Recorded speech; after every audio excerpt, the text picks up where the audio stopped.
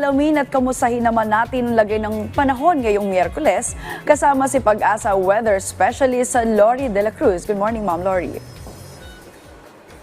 Magandang araw sa lahat ng ating mga kababayan. Wala po tayong bagyo o LPA sa loob ng ating area of responsibility at maghapong ito wala rin na inaasang malawak ang pagulan-liban sa mga localized thunderstorms sa hapon at gabi. So sa Metro Manila, dito ang bahagi ng ating bansa, generally good kayo.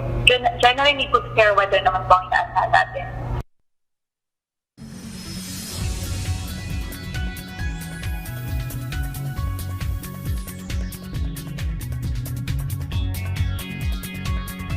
Sa Metro Manila, pwedeng umabot sa 40 degrees Celsius ang ating heat index o init factor sa araw ito.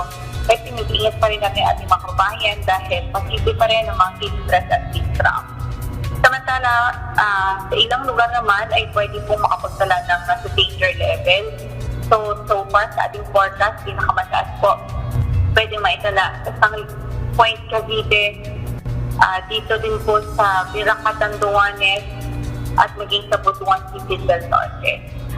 Maliban dyan, dito po sa Dagupan City, Pangasinan City rin po yung mataas na heat index. Pwede po mag-cause ito ng heat stroke kapag matagal yung exposure sa ganitong klaseng init.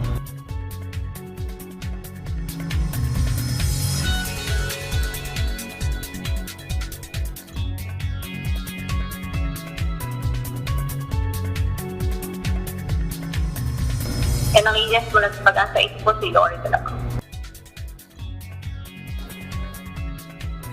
Maraming salamat po Pag-asa Weather Specialist Lori De La Cruz.